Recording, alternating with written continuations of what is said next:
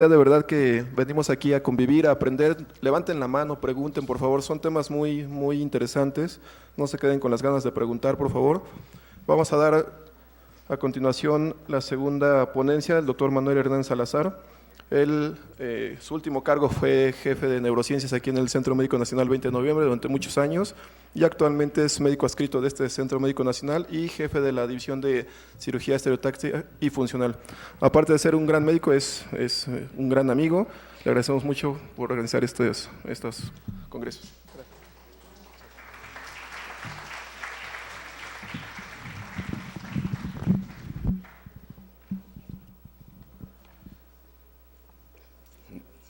Sí, gracias. Bueno, quisiera compartirles primero un video que aquí Julio nos va a hacer favor de transmitir. Vamos a ver esta parte, un poquito de juego que tenemos algunos cirujanos que nos gusta ver en todos los demás. ¿Lo podemos poner, Julio, por favor? A ver qué les parece.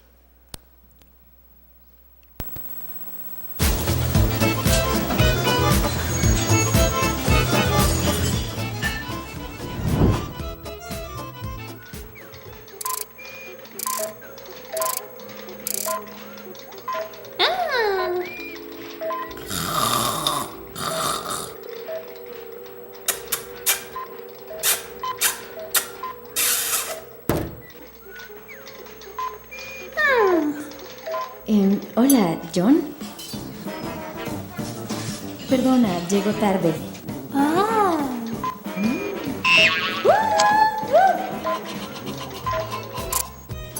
Hola, tú debes de ser Scarlett. Sí, encantada de conocerte.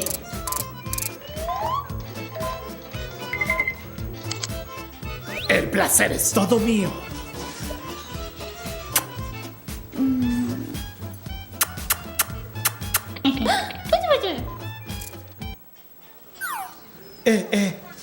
Ven, toma asiento. Claro. Espero que estés hambrienta porque ya he pedido la comida. Genial, estoy hambrienta. Pues tengo algo grande, sabroso y bajo en calorías, así que no engordarás. ¿Perdona? Se ve que no tienes ese problema.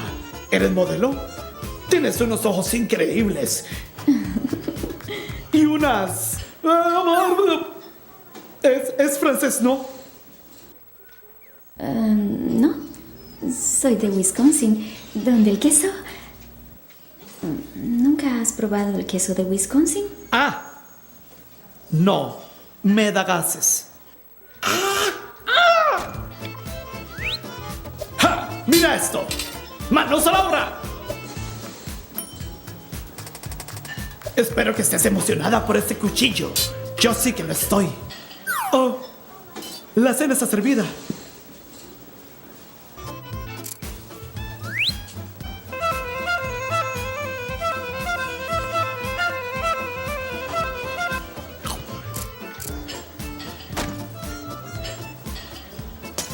Oh, Dios mío, ¿estás bien? Perfectamente, me encanta esta canción.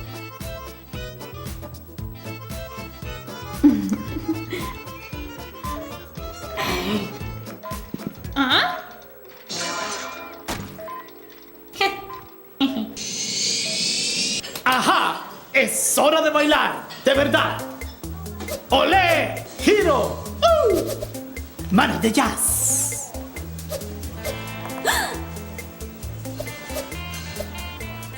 ¿Qué me dices? Si vamos al negocio.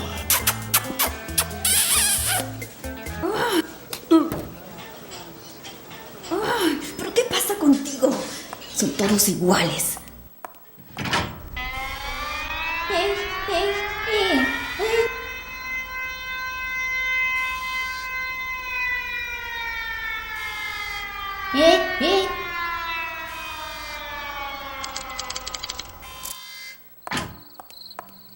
¡Espera, Scarlett! Ay, ¿qué quieres? Scarlett, mira, me he portado como un idiota ahí adentro. Sí, lo has hecho. ¿Qué era todo eso?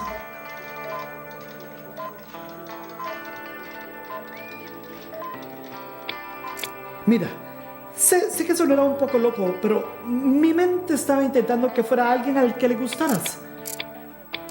Pero quería enseñarte mi verdadero yo. No lo sé.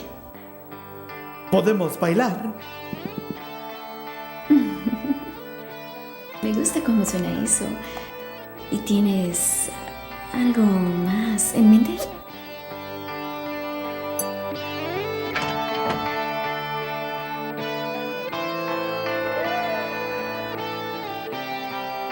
Bueno, ¿qué tal una segunda cita?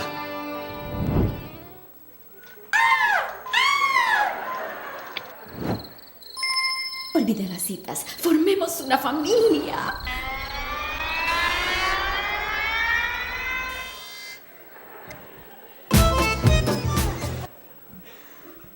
Bien. Bien, ¿alguien vio algunos elementos que pueda reconocer aquí en este cortometraje animado? ¿Alguien? Hay una concepción muy organizada que tenemos desde hace muchísimos años, poco más de 100 años, en donde hemos pensado que una parte de las emociones, que es la parte roja, ¿no? Que ven que es altamente impulsivo, es muy lábil y hace cosas de forma, digamos, instintiva, es más límbica. Y la otra parte, que es la parte azul, es la parte de lentes, la parte, digamos, analítica, la parte que hace que las cosas sean un poco más pensadas. Ese concepto lo tenemos de hace muchísimo tiempo y hemos trabajado con él en la parte de lo que sería la parte emocional y la parte que sería intelectual. Y esto lo hemos hecho a través de una serie de localizacionismos que hemos tratado de adjudicar y por función, lo hemos hecho por experimentos y sobre todo lo hemos encontrado por lesiones. ¿Quién no ha visto un paciente que tiene un problema prefrontal o de la cara medial del lóbulo frontal o dorsolateral y es muy visible y es muy específico y es prácticamente el mismo daño que ocurre siempre que ocurre en esas áreas? Los que somos cirujanos, esto lo vemos de una forma muy cotidiana cuando vemos lóbulo frontal. Entonces, ¿qué es exactamente esta parte de ética, de bioética y de neuroética? ¿Qué es lo que da la parte moral a una persona? ¿Qué es lo que hace que no sea un patán en la cita, en la caricatura, ¿no? ¿Qué es lo que frena y qué es la parte social que nos dice que sí o no debiéramos hacer algo? Es una parte muy interesante. Vamos a verlo así en la parte de tiempo, que sería, perdón, para atrás. Primero por un análisis muy rápido de lo que es la ética, de aquellas clases maravillosas que recibimos todos a nivel de educación media, pero que casi nunca lo hacemos con la mente tan abierta, ¿no? Esas deben ser clases quizá más de la medicina o de posgrado. Si ustedes ven, quizá es una parte tan formadora, tan importante, que hace que reflexionemos y regresemos a ella cuando tenemos grandes dudas. Entonces, hay tres formas de verla. Si ustedes ven una parte muy platónica, la vio así como lo que es morada, y significa esa parte que es morada. Digamos, en el concepto es que yace en mí, está en mi interior, y viene de ahí un concepto muy poderoso que viene fuerte en la parte de la Edad Media, y actualmente está vigente, que es la parte espiritual. Y entonces tenemos una parte interpretadora de lo que es la parte espiritual, que es el cerebro, y la parte que es humana, que es el cuerpo. Y entonces podemos dividir que el ser humano tiene una parte corporal, una parte que es su mente, su psique, y la parte espiritual. Y esa parte, hasta ahí, estaría dividido de lo que es un ser humano o la persona humana. Digamos que la moralidad tiene que ver, es una parte que es absolutamente social. Entonces, una es la parte intrínseca, que son mis sentimientos morales. Por ejemplo, si lo hiciéramos aquí tipo Peter Singer, que es un incinerador de públicos, diría, a ver, ¿por qué es malo matar? ¿O quién dice que es malo matar? Así empieza Peter Singer, que es un poderoso pragmático de la ética, y empieza haciendo esta pregunta. Entonces tiene varias digamos, varias formas de contestarse, pero realmente él, hasta que llega al concepto de conciencia, no elabora el constructo final, que es del ser autoconsciente y lo valioso que es reconocer a otra persona y la dignidad o el valor que le otorga la vida. Entonces, digamos que en la parte simple, el cuerpo, bueno, la parte orgánica, la mente que tiene estas funciones mentales de procesamiento y la parte de espíritu que para las religiones, incluso para los que no practican alguna religión, tiene un valor bastante importante. ¿Por qué la materia despierta? ¿O por qué decimos que la materia está viva? Porque la podemos analizar, es decir, podemos ver que las cosas no son animadas, pero cuando vemos otro ser humano, vemos no solamente como si fuéramos nosotros, vemos algo sumamente profundo y poderoso en todos los sentidos. Entonces, por eso es que esta parte espiritual es tan importante, reconocerla en el otro y tratar de respetar, cualquiera que sea esa parte espiritual. Y entonces viene una parte de que el concepto de ética ya no es solamente el concepto social, sino que aparece una parte que es, ahorita vamos a regresar un poquito a lo que es bioética. La parte bioética se forma a partir de detener o regular una serie de experimentos y una serie de cosas que tienen que ver con la medicina, con el acto médico en sí. Se complica un poco más cuando decimos o nos hacemos la pregunta de ¿quién soy yo? Son mis células que están respondiendo, como lo dirían las palabras del doctor Ranulfo Romo. Tus células ya pensaron tu decisión antes de que tú lo sepas. Entonces sabemos exactamente qué vas a elegir. Eso se ha hecho mucho en neuromarketing, por ejemplo. Vamos a ver que en la parte de neuromarketing, lo que se le pregunta a todos, que le dicen, a ver, ¿por qué eligieron este auditorio o este curso? Porque es muy interesante, en fin. Pero realmente lo eligieron porque quizá les parece fácil. Pues inscribirse electrónicamente, los temas se ven bien. Una cosa muy rápida, al sistema nervioso le encanta cortar caminos, entonces ve las cosas muy rápido. Y una gran parte de este mundo, que es un mundo visual, lo que hace es que toma el qualia y lo direcciona inmediatamente hacia una red frontal, una parte occipitofrontal, y automáticamente entra a mi conocimiento. Entonces, se complica un poco el asunto de moralidad. En la parte de la bioética hay muchos códigos, hay muchas formas civilizadas que trataron de hacer una estructura que permitiera ofrecer el bien a los demás. Nos dimos cuenta todos, y yo creo que en todos nuestros pensamientos de nosotros, hay un lugar en nuestra mente donde está la paz, la tranquilidad, el bienestar, la justicia, la equidad y todo lo bueno que puede haber. Y queremos crear ese mundo. O sea, es una cosa que hemos analizado probablemente a lo largo de toda la vida y sabemos que es la forma más correcta de vivir. Decía Kant que hasta un pueblo de demonios quiere vivir en un sistema de orden, un sistema de leyes, entendiéndose por demonio una persona que no posee reglas. No, es decir, el mal es la ausencia de bien, en términos así específicos, el mal es ausencia de, y entonces ese pueblo de demonios, en este caso quizá gentes ilícitas, narcotraficantes, quienes se les ocurra que pudiera estar en ese pueblo, quisiera vivir con reglas y ser respetado por las reglas que allí existen. Ese constructo existe en nuestra mente social. Entonces, ¿en qué parte aparece esta parte de la moralidad? ¿Les parece en el cooperativismo, en la empatía? O sea, esos rasgos son puramente humanos. Muchas especies trataron de sobrevivir a través de muchas estrategias, tratando de controlar los instintos. Los seres humanos hemos tratado de dominar la agresividad que originalmente nos permitió conquistar este mundo. Y parece ser que nos hemos percatado, al menos instintivamente, de que esa es la manera más correcta. Y entonces aparecen muchos, medidas, una serie de… El código de Hammurabi es uno de los ejemplos más característicos de ojo por ojo, diente por diente. La ley, digamos, del Bronco, que quería ser como candidato, que decía, bueno, mochemos la mano y todo eso, Solo que si no hay justicia, bueno, pues sería que probablemente nadie podría ser juzgado, ¿no? O sea, todo el mundo se ampararía o los ricos no lo harían. Hay una palabra muy interesante que menciona Adela Cortina, que es una neuroticista española que es muy conocida por sus videos de YouTube. Y Adela Cortina acuña un término muy interesante que es el nuevo término para ella, que es la aporofobia. Y la aporofobia es el miedo que tenemos a la pobreza, al no tener nada.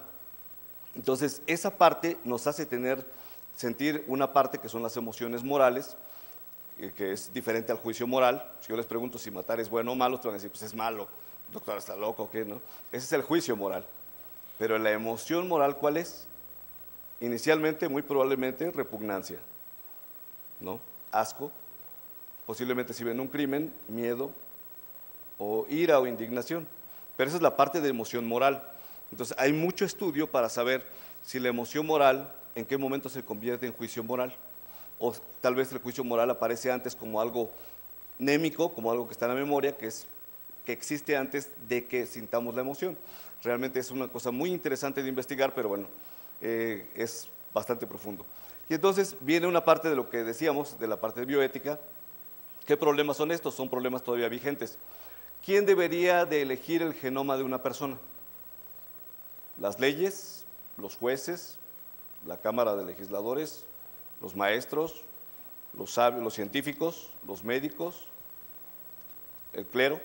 O sea, ¿quién debería? Entonces, esa es una pregunta que todavía no está contestada, pero que dice, bueno, los médicos deberían por lo menos de tomar responsabilidad en hacer estos juicios.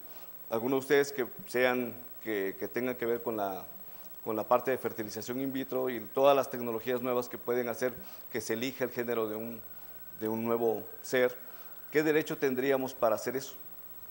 O sea, ¿y qué sería si empezamos por la enfermedad, por regular lo que era malo, terminamos regulándolo al gusto de nosotros o al gusto de los padres, al gusto de la sociedad o al gusto de lo que creemos que podría estar bien?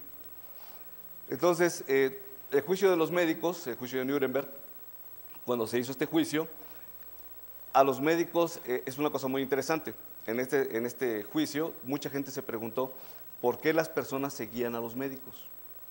O sea, ¿por qué se dejaban hacer estos experimentos? Y nos dimos cuenta, bueno, se dieron cuenta los psicólogos en los años 40, que la bata blanca es un símbolo, igual que todos los uniformes, pero este es muy poderoso porque significa bienestar, significa salud y significa seguridad, significa cuidado y significa una parte de desinterés. Entonces, se sigue a los médicos porque ellos están buscando mi bien. Es una cosa muy interesante. Pero no se dan cuenta que un médico seductor se puede apoderar de la voluntad de alguien y decirle, sí, opérese. ¿Por qué? Porque es una operación bastante cara. Entonces, le va a ir bien, ¿no?, si hace esto. O, además de prescribir yo una cirugía innecesaria, buscar cosas que me acomodaran a mí como médico. Y esto es sumamente criticado en el gremio. Ustedes se dan cuenta, gran parte de los demás profesionales nos ven a los cirujanos, quizás más luego a los neurocirujanos, como entes creadores de dinero. Y es muy interesante porque muchas personas que se acercan a la especialidad tienen ese concepto pregrabado, lo cual no es malo, o sea, pero es un interés muy particular que tiene el gremio. Y así, o sea, cada gremio tiene sus particularidades, ¿no? El gremio de los psicólogos es más bien de los lectores de la mente, de los lectores de las intenciones y de la voluntad de las personas. También tiene unas cosas muy interesantes que tienen que ver con el control de otros humanos. Y cada una de las ramas, los abogados, sacarlas de lo peor de alguien y cobrarle por arreglarlo. Entonces, todos esos conceptos los tenemos que regular. Y entonces una parte de la bioética aparece para regular y detener una parte de esos progresos que estaban mal orientados. Hubo muchos desastres, yo creo que los más famosos, hubo una parte del experimento de Wilbrock, en donde se hizo, digamos, sabiendo que era malo que los niños con retraso mental tuvieran hepatitis, se les dejó que evolucionaran para saber qué pasaba. Pero esto ha ocurrido desde la bomba atómica, cuando Estados Unidos le brindó a los japoneses la posibilidad de darle seguimiento a los efectos de la radiación, pues ellos sabían que podían dar quizá algunos medicamentos, por lo menos como esteroides, y no los prescribieron. Lo que querían saber es qué pasaba al final, ¿no? Esto pasa un poco en neurología, los que están relacionados con esta parte de las ciencias neurológicas, verán que algunos que hacemos cosas con la cirugía de epilepsia, nos volvemos un poquito crueles, ¿no? Cuando dejamos que el paciente convulsione y convulsione, porque queremos ver exactamente qué tipo de crisis, pero nos damos cuenta que también eso puede provocar sufrimiento, y lo podemos calificar como a juicio nosotros de que es algo necesario. Hay algunos dilemas en la bioética que se empezaron a abrir en este campo cuando alguien que estaba en coma, primero alguien quisiera entender lo que es exactamente el coma, pero si ustedes ven, la forma más natural de ver el coma es una ausencia de actividad del sistema reticular activador y ausencia de actividad en la parte que trae las señales de la corteza hacia el estriado. Seguramente los que han estado conmigo en neurología saben en qué núcleos está eso. ¿Algún valiente que recuerde? Putamen y núcleo caudado. ¿Qué es lo que no se va a ver en la resonancia magnética funcional? Putamen y núcleo caudado, porque tiene lesión irreversible. Entonces, ¿quieren saber si tiene coma? Háganle una resonancia magnética funcional. ¿Qué es lo que se va a ver? Cambios en el putamen y en el caudado. Muy probablemente lo van a poder ver en la parte rostral del puente y seguramente en el electroencefalograma no va a cambiar a ritmo beta. Entonces, tenemos ya los elementos que configuran una parte de coma. Ahora, ¿pero qué es exactamente ese estado? ¿La conciencia está dormida, está despierta, está sostenida, está en pausa o cómo está? Lo que sabemos es que una parte del espectro consciente no se activa hasta que no es activado por las vías naturales correctas. Y estas vías todas son parte del sistema reticular activador. 8 vías directamente del sistema reticular activador con 8 neurotransmisores diferentes. Y entonces hay más complicaciones todavía. En este caso,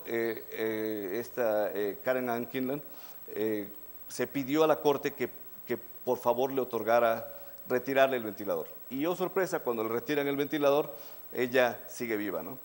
Entonces, nos preguntamos, aparecen muchas otras preguntas. En el año 2005 aparece un estudio muy interesante en pacientes sujetos de coma. Entonces, este estudio que hizo la Universidad de Harvard, era una mujer que con los ojos podía decir sí y no, al menos es lo que creían, que podía decir sí o no. Entonces empezó la moda de decir que todos los pacientes que estaban en coma realmente tenían como un lock-in. El lock-in o locking out es un síndrome de encerramiento donde hay una lesión en el puente cerebral y entonces no pueden comunicarse más que con los párpados y el movimiento ocular. Esa es una lesión muy interesante y extremadamente rara. Pero lo más importante es que se pensó que el coma era el mismo para todos. Pero el coma, hasta donde lo sabemos con todos los estudios que se han hecho, es un estado de inconsciencia.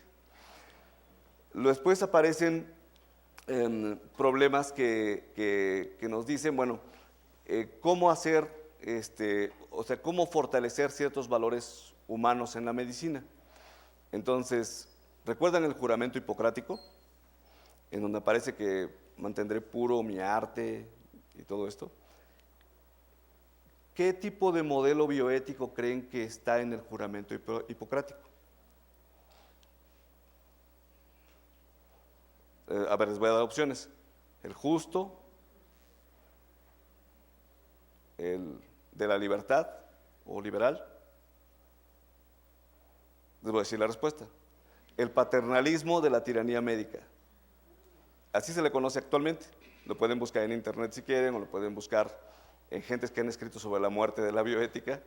Y el paternalismo de la tiranía médica es que yo me apoderé de la voluntad de la otra persona y le diga lo que tiene que hacer, porque yo creo que es lo que está bien.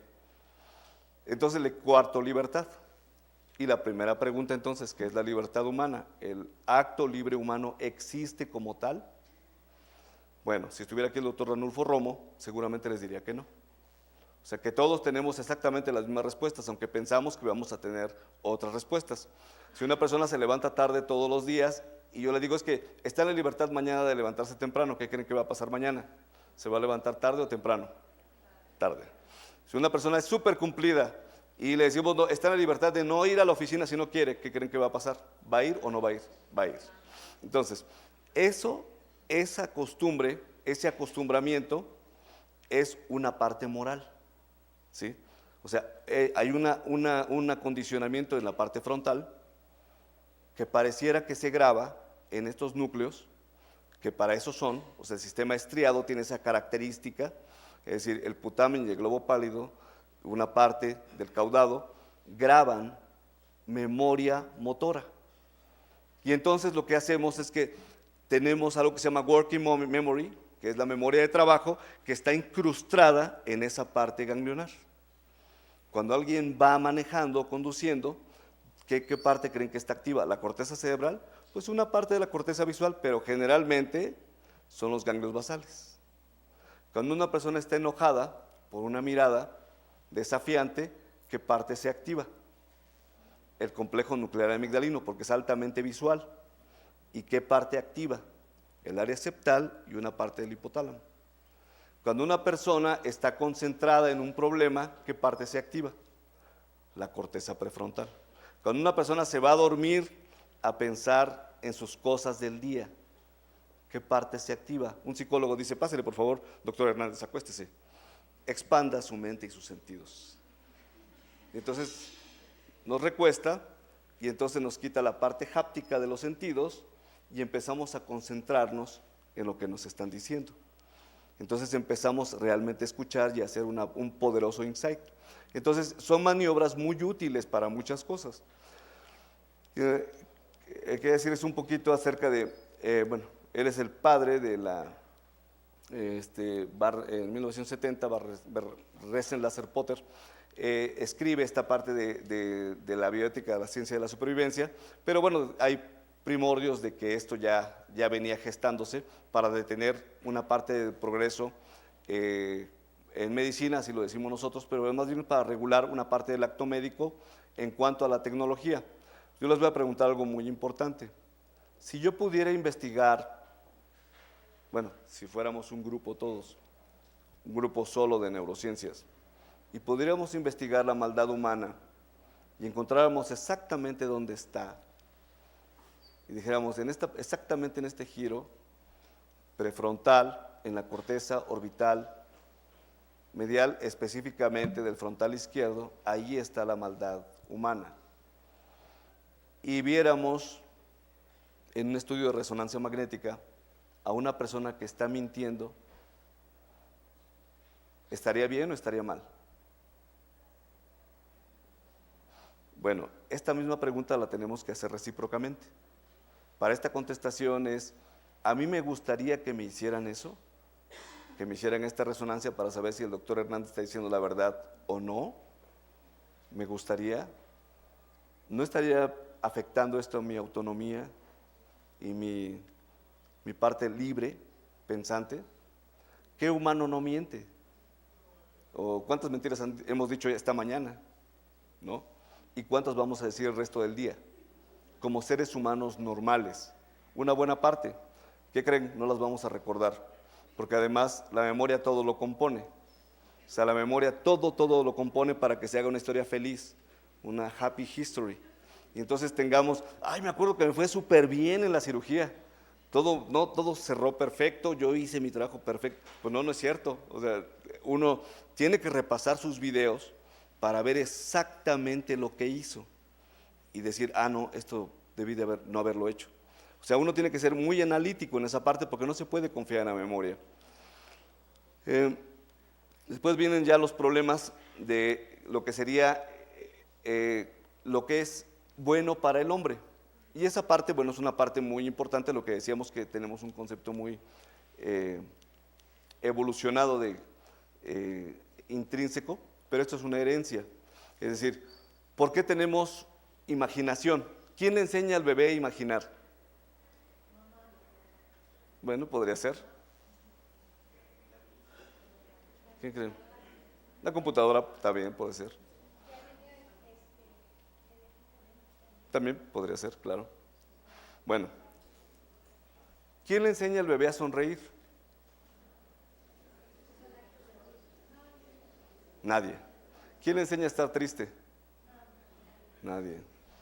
¿Quién le enseña a mostrar miedo o desagrado? Nadie.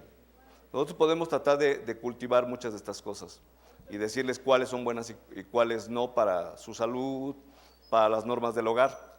Pero la verdad es que estas emociones son intrínsecas de todos los seres humanos. Paul Ekman, que investigó esta parte, y lo hizo en las tribus de Nueva Guinea principalmente, tribus autónomas, se dio cuenta de que las 7 emociones básicas de la expresión de la cara se ven, bueno, la que se ve de lejos es la alegría, pero todas las demás se ven cuando se ve a otro ser humano. Y entonces uno entiende el estado emocional y eso nadie lo enseña. Un bebé puede imaginar la trayectoria de una pelota o puede imaginar el impacto de algo. Es un mecanismo de supervivencia y es específicamente a través de las neuronas en espejo. O sea, una parte de la corteza motora y la corteza sensorial se encienden cuando existe un acto que uno quiere ver. Entonces, eso nos enseña, ese programa ya viene cargado. O sea, viene con el paquete del bebé cuando nacemos. Y cuando nacemos está en nosotros tratar de modificarlo y de educarlo o hacerlo plástico. Pero esas emociones ya existen. Todo nos corresponde exactamente igual a todos los seres humanos. Vamos a entrar un poquito hacia los problemas ya mismos,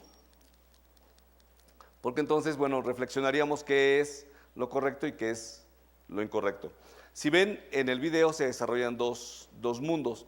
Si ven, hay los que están apretando los botones, que sería el mundo interno de nosotros, y la parte cuando va con la chica, baila y hace todo esto, que sería el mundo externo o el mundo exterior. La verdad es que este mundo es físico, o sea, este mundo tiene reglas, tiene propiedades físicas, tiene todas las partes físicas que tratamos de interpretar. Y nuestro mundo interno, nuestro estado interno es lo que trata de decirnos cómo es. Por eso uno de los constructos poderosos es, digamos, de la parte importante es la parte moral. ¿Alguien ha escuchado cuando dicen, yo quisiera para mi paciente que tuviera calidad de vida? ¿Saben de dónde viene eso?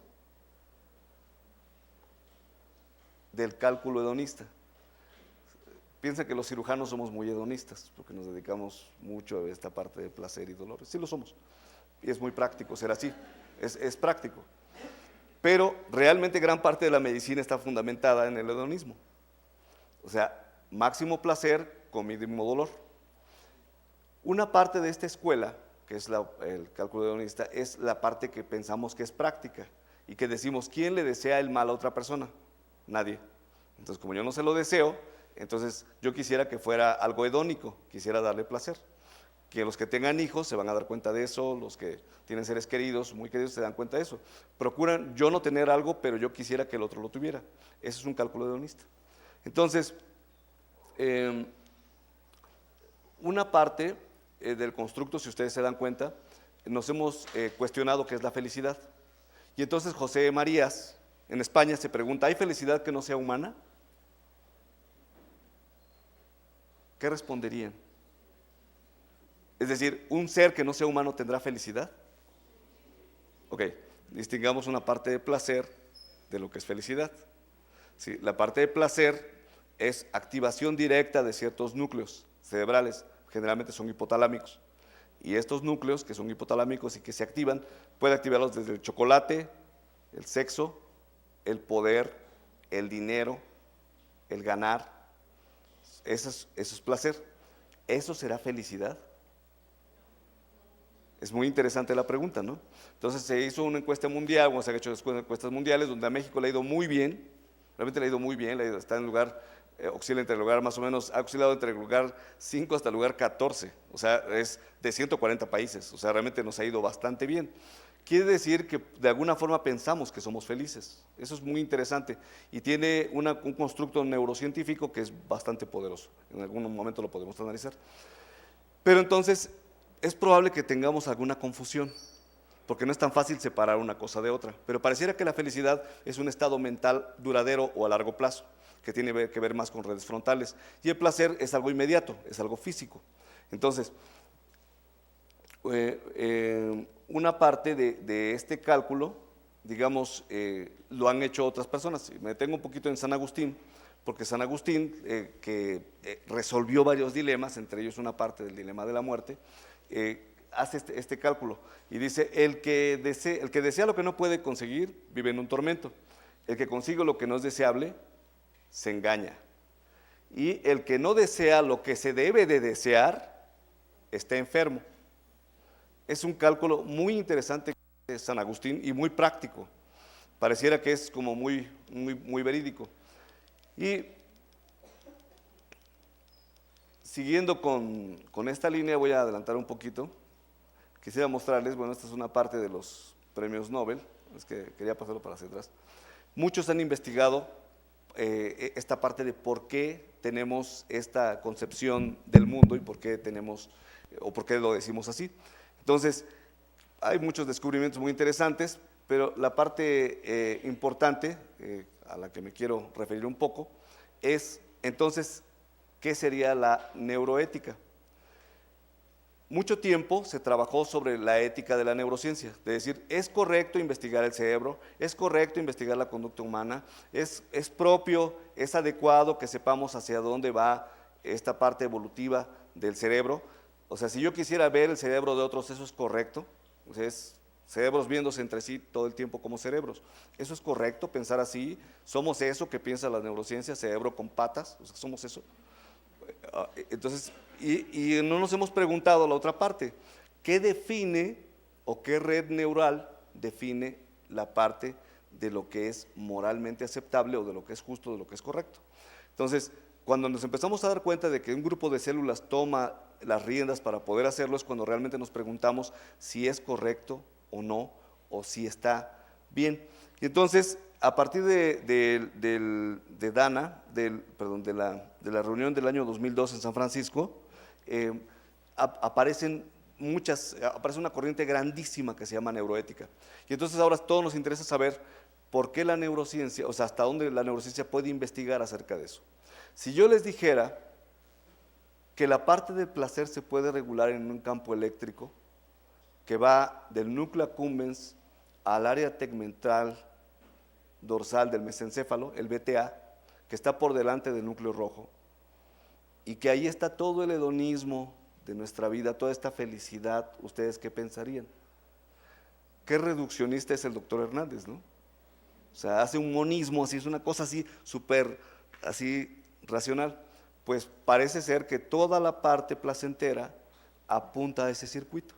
O sea, el circuito culpable, sí, hay una parte del lóbulo temporal, hay una parte del área septal, una parte, gran parte del hipotálamo, pero no es todo el hipotálamo, solamente la salida hacia la accumbens. Los que hemos estimulado eléctricamente esa zona sabemos que ese es el lugar. Pero lo importante es por qué, o sea, ¿es correcto que lo veamos así? O sea, la pregunta es como más grande. ¿Las células que hacen estas concepciones son las que deben de dirigir a todas las demás células? Tal vez sí, ¿verdad? O tal vez no. Entonces, esta es la parte de Dana. Los voy a tener en una parte de la línea del tiempo. Hasta el año 2003 aparece esta iniciativa para poder hacer un estudio sistemático de la conducta humana y de la parte de las neurociencias aplicadas y del origen o precisiones de lo que es la neuroética.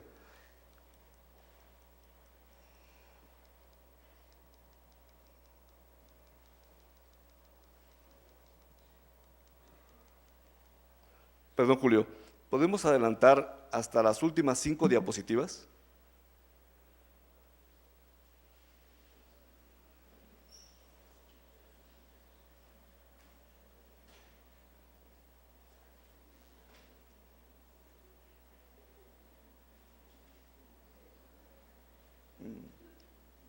Arriba, un poco arriba, arriba, arriba, arriba, ya, bien, ahí Julio, gracias.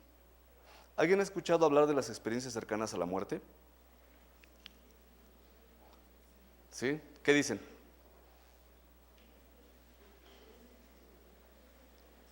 ¿Sí recuerdan?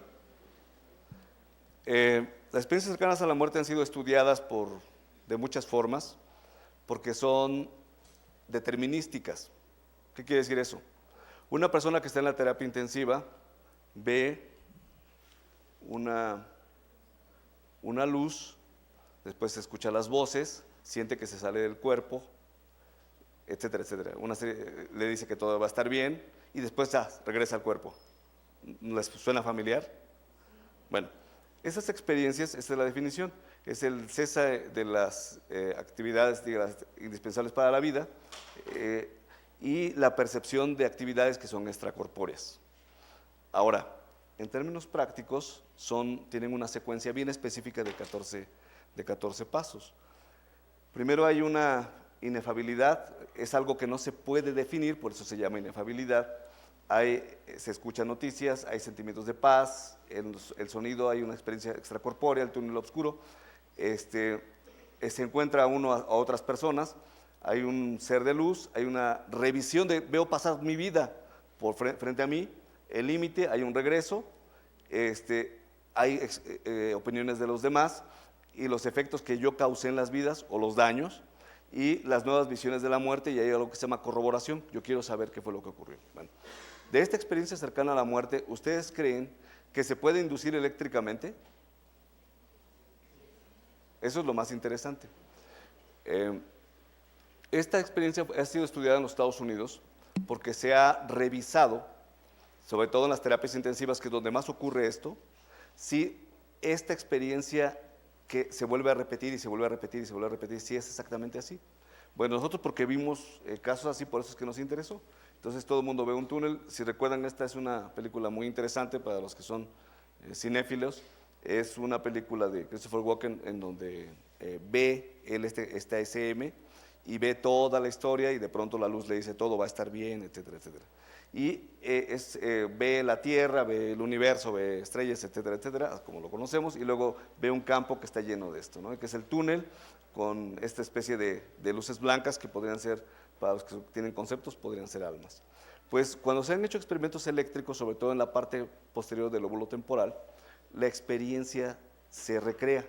O sea, hay personas que cuando tienen una resección o estimulación de esa zona, dicen que han vivido esto.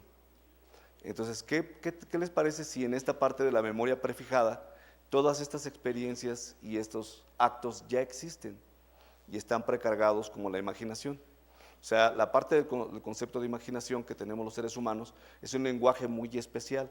Por ello hablamos y por eso a veces hasta con una seña nos podemos comunicar, con un gesto podemos comunicarnos. Si el círculo es muy cercano, ejemplo, un pase de visita del servicio de nosotros, sabemos con una mirada si tenemos o no que decir algo, o si conviene o no decir algo. Simplemente escuchando, no tenemos que hacer nada. Es algo muy interesante. Si tuviéramos varios días en este auditorio escuchando como muchas charlas, sabríamos si tenemos o no que preguntar algo. Lo primero que hay es una inhibición recíproca, es decir, yo no pregunto porque no conozco a los de al lado y no sé si me vayan a juzgar, pero una vez que he vencido ese obstáculo, entonces ya puedo liberarme y ser exactamente como soy. ¿Y cómo soy? Bueno, dicen ni yo mismo lo sé, pero lo voy a saber en el límite, cuando alguien me haga enojar o profundamente feliz y sobre todo en mis tiempos de ocio. ¿A qué dedica una persona su ocio? Eso es como conocerla bien. O sea, ¿por qué? Porque entonces podemos saber exactamente qué es lo que quiere hacer y cuáles son sus aspiraciones. Entonces, regresando un poco a la pregunta de las neurociencias aplicadas y las neurociencias que definen esto, están rearmando una serie de preguntas que tienen que ser contestadas. Lo más importante primero es poner la pregunta en la mesa. Esa parte, bueno, ya la hice, ya puse algunas preguntas. Lo importante es que se vayan resolviendo a lo largo de mucho tiempo y ustedes tengan la mejor respuesta para ellas. Hay muchas cosas que faltan por identificar en los actos, en los seres humanos, pero los que interesados en las neurociencias siempre van a estar buscando, ¿no? una explicación a esta curiosidad humana. Este es un artículo que salió en Nature bastante interesante que publicaba el grupo de la India, en donde recrearon una experiencia de miedo extremo, ¿no? con resonancia magnética funcional y le explicaron. Es de muy alto impacto porque realmente, digamos, de una forma organizada, todo lo que es el concepto sistemático de la vía nerviosa que lo causa es revisado así completamente. Y por otro lado, no sé si ustedes conocen los experimentos con metoprolol y propranolol para los recuerdos. ¿No? ¿Alguien lo ha usado? ¿No? Bueno, en Ámsterdam hay un grupo, el grupo de Holanda, que para borrar un recuerdo grave de estrés postraumático, confrontan a la persona con el generador de estrés. Entonces cada vez que, por ejemplo, esto lo hacen con las arañas, que es más fácil, llegan con la araña y le dicen, mira, la puedes ver, después ya la puedes tocar, y mira, ya la puedes acariciar, ya la puedes cargar, que es algo común tener miedo a las arañas. Y entonces en cada sesión les dan 40 miligramos de propranolol. Eric Kandel, cuando mostró la parte del recuerdo de cómo se forma una vía sináptica para generar un recuerdo dendrítico, demostró que se puede formar y se puede inhibir. Por lo tanto, la memoria se puede readaptar. Y esto es algo que podemos hacer. ¿Será correcto modificar esa memoria? ¿Será bueno? ¿Será justo? ¿Será ético? ¿Y para qué fines? Esas son las preguntas que serían como en la mesa. Este grupo ya se reunió, bueno, es un grupo de Europa, el grupo europeo que se reunió para hacer estas precisiones. Y el doctor Volker Storm, que fue mi maestro, bueno, con él estuve en Heidelberg, en Colonia. Él nos mostró una gran parte de la efectividad del núcleo accumbens para ser estimulado y entonces se abren muchas preguntas. ¿Qué hay detrás de una sonrisa? O sea, ¿qué es sonreír? Porque se puede inducir eléctricamente. ¿Qué es sonreír? ¿Sonreír es bienestar, es felicidad, es placer? ¿O qué es exactamente? Esa pregunta sigue estando como pendiente de contestar. Este grupo de aquí, bueno, nosotros estamos trabajando en ello. Y en el futuro próximo, ¿cuáles son las cosas que tiene que resolver la neuroética?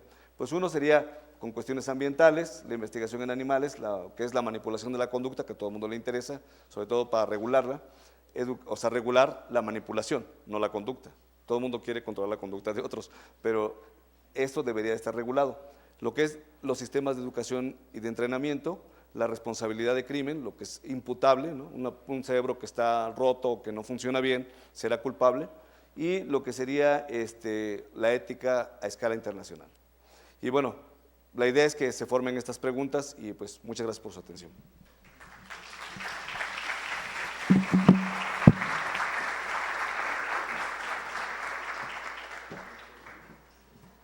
¿Alguna pregunta para el doctor Manuel Hernández Salazar?